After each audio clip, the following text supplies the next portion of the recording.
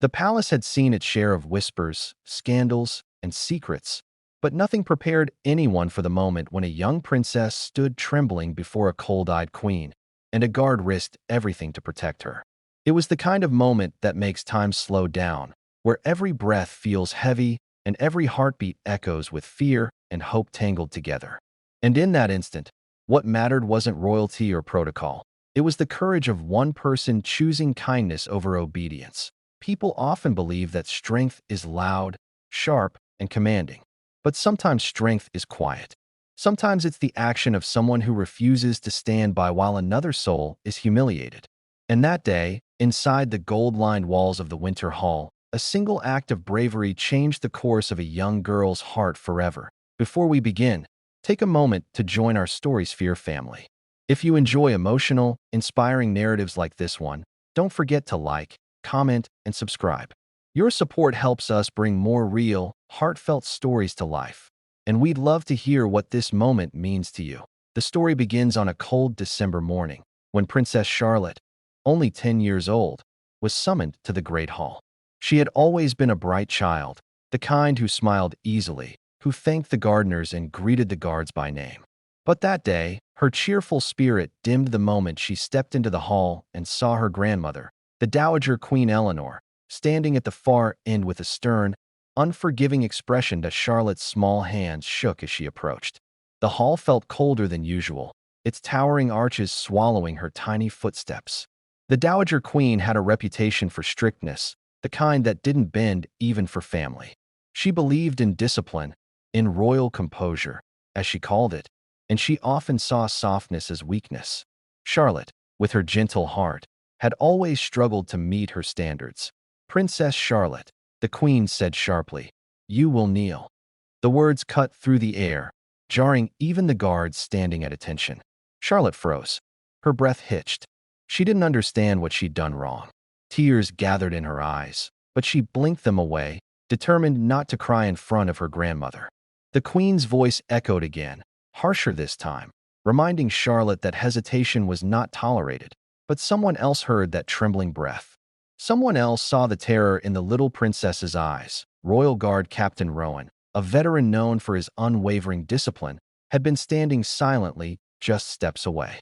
He had sworn to protect the royal family, not just their bodies, but their dignity. He had watched Princess Charlotte greet every servant with kindness, share her desserts with the kitchen staff, and sneak warm rolls to guards on cold nights. Protecting her wasn't just duty, it was instinct. And when the queen ordered Charlotte to kneel again, Rowan stepped forward. "Your Majesty," he said quietly, but firmly. The princess meant no disrespect. The queen's eyes snapped toward him. Guards did not speak unless addressed. They certainly did not contradict royalty. The hall went completely still. Rowan felt every pair of eyes on him, but he didn't waver. He knelt beside Charlotte instead, lowering himself to her level. She looked at him, startled, her tears threatening to spill. Rowan gave her the smallest, kindest smile, the sort that said, "You are not alone. No child," he said softly, "should be forced to kneel out of fear." The queen's face hardened. "You overstep," she warned, but Rowan didn't rise. "With respect, Your Majesty, compassion is not overstepping." Charlotte suddenly threw her arms around him, burying her face against his shoulder. She had held her fear in for so long, and now it all came pouring out. Rowan held her gently, shielding her from the cold gaze that demanded obedience over humanity. The queen stared, taken aback. She had expected submission, not defiance, certainly not from her most disciplined guard. And in that moment, something shifted. Maybe it was the sight of the trembling child. Maybe it was the unexpected courage of a man who chose kindness over protocol. But slowly, rigidly, she lowered her hand, waving off the demand.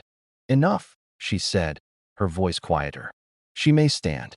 Charlotte didn't move until Rowan stood with her, his hand on her shoulder, steady and reassuring. The hall felt warmer now, no longer a place of fear but of protection. That moment changed Charlotte forever. As she grew older, she would carry the memory of that day as a reminder that real power isn't about control. It's about compassion. It's the same lesson millions hold dear in everyday American life.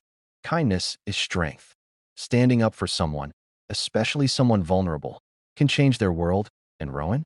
His single act of courage inspired a shift in the entire palace. Kindness began to flow more freely. Warmth replaced coldness. And even the Dowager Queen softened, quietly realizing that love could teach lessons far more effectively than fear. In the end, one small act of bravery didn't just protect a child. It changed an entire royal family. Let this story be a reminder. Whenever you're given the choice to be right or to be kind, choose kindness. It always echoes farther than you think.